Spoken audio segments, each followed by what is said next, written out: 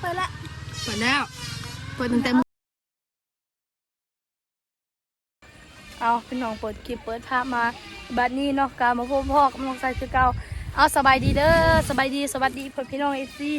เมื่อสุขุสู่คนบ่ว่าอยู่ในและก็ต่างประเทศเนาะพี่น้องกะ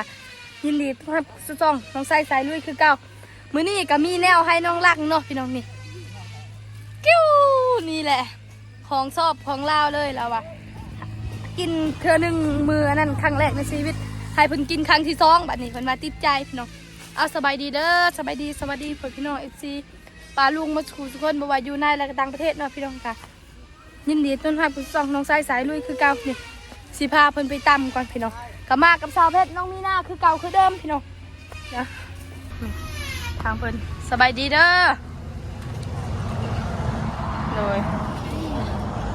เดี๋ยวฮะตาเอ๋สบายดีสบายดีเด้อเลยมีคงเนี่ยไหมป้างามเนาะชุมเสือมีของไหมแล้วบ่เดี๋ยวนี้โดยนี่เขามีย่างแนวให้เจ้าเฮ็ดตำคุ้งเว้นตำข้าวปุ้นชูกินแน่โดยสบายดีก่อนเดี๋ยวสิบุกค่อยไปว่าเอา โดยโอ้มือนี้แต่งตัวงามเนาะน้องแรงเนาะเดี๋ยวไปนั่งอยู่พี่ก่อนไพ่สิตำนี่ให้สาวเพชรตำบ่โอ้ทางไอ้สร้างเพิ่นเคยน้องเอ้ยเพิ่นกะกำลังดำเนินการเฮ็ดเดือนน้องหลังไวเลยเนาะเพิ่นเฮ็ดนี่จนใกล้สิแล้วแหละกะโดนเติบบ่ได้มาเนาะพี่น้องก็คือสิกินฮอดน้องหลังแหละพี่น้องก็ได้ยินข่าวว่าทางพ่อเพิ่นบ่สบายเนาะพี่น้องก็เมื่อกี้ก็มาเนาะมากับพ่อแต่บ่ได้ถ่ายคลิปหาก็มาจะซื้อเครื่องอันนี้แหละซื้ออยู่วันดงพี่น้อง ขอบสบายนะพี่น้องเป็นวัดในน้อยนึงฮะ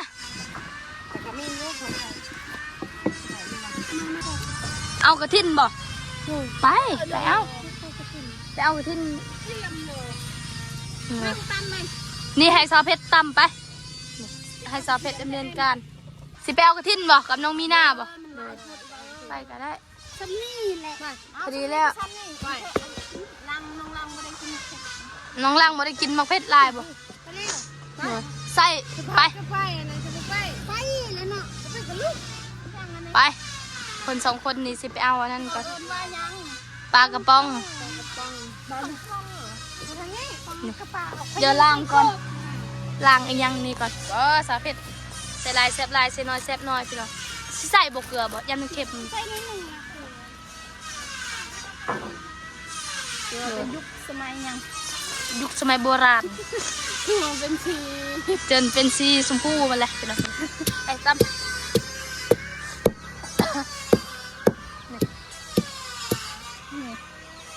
เป็นยังน่ะเลิกลมโอ้ยลมอยู่ไส้น่ะลมอยู่ทางพ่อเพื่อนอัดเด็กเนี่ยเขาก็ไม่ทันเห็นลมเลยเกือบต่ำรถลาวเลยลมเลยเด็กเป็นได้คนเบิ่งอยู่บ่วันนี้คนเบิ่งเลิศว่าเป็นยังสิฮัลโหลพันทานคือได้โดยนี่พี่น้องล้างเล่นมะนาวสิปาดใส่ได้บัดนี้ซื้อเครื่องมาให้เพิ่นครบมือบ่มีแต่ฮะบ่มีแต่อันเดียวอะไรเทียมเอ้าเฮาว่าสิซื้อเมื่อกี้นี่ไปซื้อผักเทียมเลยที่ลืมข่อยก็ว่าเอาสิเอาเมื่อผักเทียมแต่บ่ได้เอาเมื่อของสวยบาทอีกมีคมบ่แม่นบาทบาทมาแล้วมือเจ้าคันจะว่าจังซั่นพี่น้องนี่คมบาคุกใหม่เลยเฮาลองคุกใหม่น้องรักได้พี่น้องนี่ทุกของเพิ่นยังบ่ทันลองเฮาลองก่อนเพิ่นคือสิลองแล้วแหละบ่แล้วยังหาก็ซื้อบ่หาก็ซื้อรีบก็ไอ้นี่จะเบิ่งนั่นแหละเพิ่นเว้านำเฮาอยู่ว่าใส่ซื้ออันนั้นตำข้าวปุ้นให้ค่อยกินแน่เด้อมาตำเพิ่นค่อยแล้วก็บอกอยู่พี่น้องบอกตั้งแต่มื้อวานไปซื้อตั้งแต่ต้นนั่นแหละเพิ่นว่าเฮาก็ว่าโอเคมีเวลาซื้อให้กินนี่พี่น้องมีเวลาแล้วนี่ไปใส่ถอนตอนนี้บ่ได้ไปใส่อยู่เฮือนเสียหญ้าลืมเสียหญ้าคือบ่ปาดเฮ็ดเป็น2 ตอน ไปเสียหญ้ามือเสานี่เราว่ายังสิเอาไปแดกเราว่ายังมีอยู่นี่พอกันตอนใส่ปลาแดกพี่น้องใช่แล้วแต่และจะเป็นแม่ครัวพี่น้องโอ้แม่ครัวปดเสือหัวใจละลายทันที ให้ลูกนั่ง เลยโอ้ให้ลูกนั่งเสื้อ อ้าวยังมีกัน โอ้ก็ซ้ำนี่ค่ะโอ้บ่มีปกติจะหน่อยสิเห็นมาและเบิ่งนะเซ็ตกองคอยแล้วยืนเลยนะ มา ลูกสาวเพชรบนนุ่งโซกซ้ำพี่น้องเซ็ตเลยคอยอ้าวเป็นตาแสบอยู่บนน้องลังวาวน้ำคอยลายเถื่อแล้วเนาะว่าอยากกินเนาะ ทำนี่มาดนแล้ว ทำคอยมาดนแล้วเนาะ ตายแล้วนี่ บ่เป็นหยังลืมเขาลืมซื้อ ก็ เนาะ ต้องแซ่บเนาะ ด้วย ไปซื้อมือน้องใส่เห็ดปลาเอาแน่นเอาเพชรแล้วนี่ มีซีมือสาวเพชรว่าแต่มีว่านำจ้ะนำกินดูนำ มาเอาปากก็ปิดบุญนี่หลายอยู่จ้ะ บ่อย่าเผาสาวเพชรยังบ่ทันตำเกินนี่เป็นหยัง ตามเป็นยัง เจ้าเป็นแม่ครัว เขาใจเลยแล้วก็ตั้มเลย ให้สาวเพชรเป็นแม่ครัวซะ ถ้าข่อยก็คือกันก็ปรุงหมดเลย เขาปากเขาบ่ได้ยินหยัง กินมากไม่แปลกๆอยากจะได้มักกระถินเลยเนาะจำ บ่มีบ่ เอาออกมามันเบรยเสบ บ่มีบ่กระทินให้นำ มีได้แต่ว่า กินได้ กินน้ โดยกินได้ปอทางน้องลังมื้อนี้แต่งตัวงามเนาะลังเนาะ ำแต่งโต โอ้ใครบ่ได้แต่งตัวนี่ ขนาดบ่ได้แต่งโตยังงามปานนี้ถ้าแต่งโตหาจนตกใจเลย แม่นเนาะเนาะ คิดมันก็ต้องทาหน้าแน่ในบริทาหน้า บ่แต่งแต่โตนะ ทาหน้าก็ได้ทาแก้มทาแก้ม ขอบใจเด้อ ขอบริแต่งหน้าเขาอยู่แบบในบ้านอยู่แบบนี้ก็ได้ใส่ทรงเนี่ยมันแบบว่าสบายเนาะใครสิให้นี่ เนี่ยเชื่อเอง อืม เชื่อเองแต่ว่าทางนี้ค่ะชื่อ คนหนึง50เอ้าคือถูกแท้เนาะเพิ่นข่อยซื้อแซนอันนั้นแซนปลายผู้ โมโห เดี๋ยวนี้คือกันแต่ข่อยสีขาวแซนปลายข่อยซื้อแซน10 มันจะไปเรามีทรงเวียดงาม ข่อยมาส่งเวียดคือกัน ที่ไม่ได้ก็โมแตกต่างกันเลยค่ะทรงลาวกับทรง เราชมนาวมาค่ะแม่สิมาหูกันนะใส่ก็ใส่มึงอ่ะ ผู้เจ้ากระทำให้มันพอจ้ะ บอกว่าเพราะว่าเนี่ยข่อยก็ซื้อทรงแบบนี้คือกันแต่แซน10ข่อยซื้อแล้วให้เพิ่นลด80คนนะ แต่ว่าต้นเจ้ามันอันนั้นเลยค่ะทรงลาวมันก็แพง บ่เป็นของลาวคือกันหมดแต่ซื้อต่างสถานที่ข่อยซื้ออยู่ตลาดจะซื้อใส่ ของมีค่า น่ะเห็นบ่ ซื้ออยู่ห้านมันก็เป็นบางห้านก็50บางห้านก็80บางห้านก็70 บางห้านก็แซน10 ใส่จุกกินต้องเก็บให้ดี ไปซื้อห้านราคาแพงไป ทรง ซื้อ ตัวนี้ทรงคือแบบนี้คือทรงเคยนุ่งประจำนะทำหันเช่นหาบกล้าซื้อว่าทำหันโตอยู่ลุมหันพื้นหนึ่ง50ค่อยเอาช่องพื้น โดย เอาบวงให้คุณเจ้า คือ1.5อันนี้มันก็อยู่บางตามห้านข่อยซื้อห้านแพงถึกซื้อห้าน ไม่ แพง ถูกหรอกค่ะคุณลัง นี่พี่น้องป้าคักให้น้องลังตำให้น้องลังกินมื้อนี้น้องลังน้องเพชรแน่อ้าวนี่บ่มีกระทินพี่น้องไปกินแบบนี้เลยพี่น้องเดี๋ยวซีมลองเบิ่งพี่น้องปากเขาบ่ได้ยินนังดอกปากเขาฟาดเนาะกินพักนาให้แซ่บแซ่บแล้วมื้อนี้พี่น้องไปซีมแบบนี้เด้อขออนุญาตเด้อพี่น้องวันนี้แซ่บเนาะ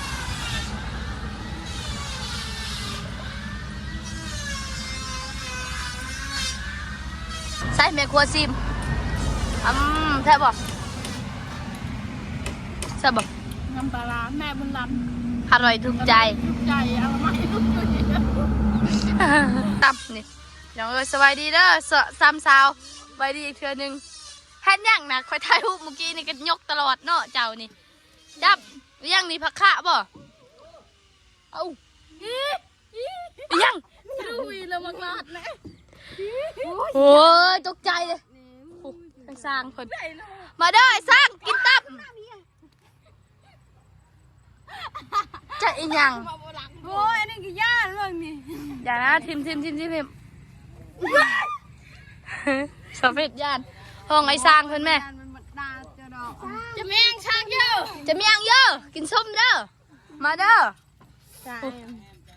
จ้า เนาะ แต่เอ็มแล้วเช้าจ้าเด้อพี่น้อง เด้อ มาเด้อพี่น้อง ห้องพี่น้องไหมห้องภาษาลาวเทิงเจ้าห้องภาษาลาว1 2 3 สารเทิงถือ โอเคเป็นห้องภาษาลาวพากิน ทำนำกันเด้อเอ้ยอ้ายปลาลุงพ่อแม่พี่น้องมัดสูทุกคน มาไหม จะแมงเด้อใช่ไหมเว้ยจะแมงเด้อใช่ไหมช่วย เนี่ยนะคืออะไร อย่ามองกูนะ นี่มานั่งฟังนี่เห็นเด็กน้อยปะโป ก็ได้ นั่งฟังนี่ให้เห็นกองเห็นมืด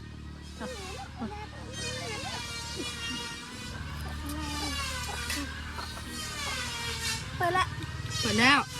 เปิดตั้งแต่เมื่อกี้ มาแต่แห้งได้บ่แก๊กกระปุ้นจะมีว่าอ้ำ อืม เป็นฉันเลย แปลว่า เป็นภาษาลาวมาเด้อพ่อแม่พี่น้องมากินกระปุ้นกันเด้อ เลย มือนี่มีสามภาษาเนาะเรื่องใจว่าภาษาเวียดภาษาเวียดภาษาเขมรกันด้วยจะมันจะร่มรักเราชาวเวียดมาอยู่ไว้ แม่คนชื่อว่าภาษาไทยสวัสดีค่ะมื้อนี้กะพ่อกับ วันนี้ อ๋อว่าภาษาอีสานเด้ภาษาไทยอีสานเด้ ค่ะพ่อแม่พี่น้องมากิน มาจ้าพ่อแม่พี่น้อง วันนี้มื้อนี้สิพาพ่อแม่พี่น้อง มากินปลายังคอยยังไม่ทันจกเถื่อคือสิหมดแล้วนะ หมดขอไปได้กินหน่อยเดียว ว้าย ไม่ได้กินไร เอ้ยมาเด้อพ่อแม่พี่น้อง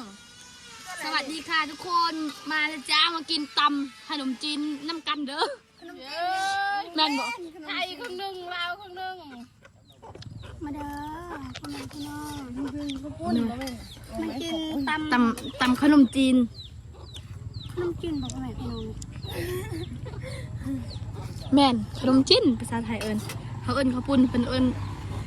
สวัสดี เส้นขนมจีน กินได้แต่ไหนม่อน ไปพี่น้องสิขอโตวกินก่อนเดี๋ยวมาพ่ออีกจะหน่อยนี่พี่น้องกินเขาอิ่มแล้วได้สิเพื่อท้องเอาไว้กินส้มอีกอยู่เฮือน กินส้มมากที่พ่อแม่พี่น้องบ่เคยเห็นบูกันมาพี่มินะจับกล้องให้หน่อย มาแปลกๆแต่มันแซ่บเลยเอ้ยไฟ ตัวเอาพี่น้องเดี๋ยว โอ้โหอิ่มแล้ว มาเด้อเพื่อนพี่น้องมากินจำข้าวปุ้นนำกัน กินแบบนี้เลยนะพี่น้องไปดีเด้อ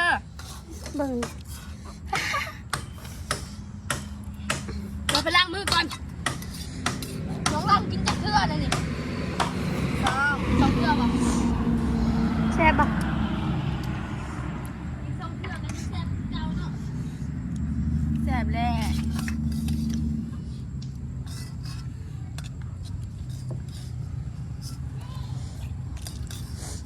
อันนั้นก็ง่ายเกินขี่รถ เอ้าเราก็อายุหลายได้ ก็คือเลยยืนลาย เอาไข่ตาเขาอยู่คุยกันสิฮอนมาซ่องแล้วตาเขาอยู่ หายไปจะเป็นนี่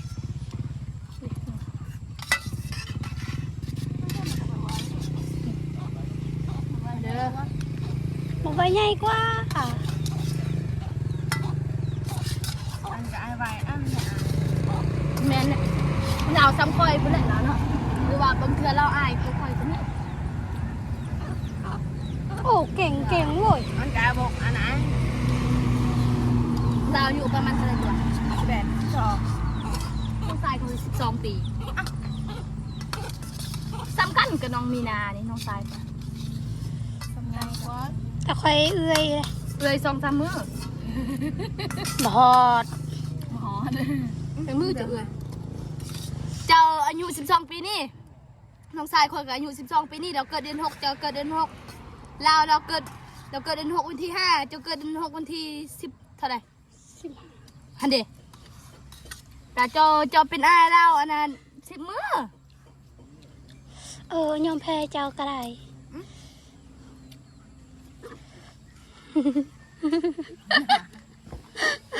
อายุมัน13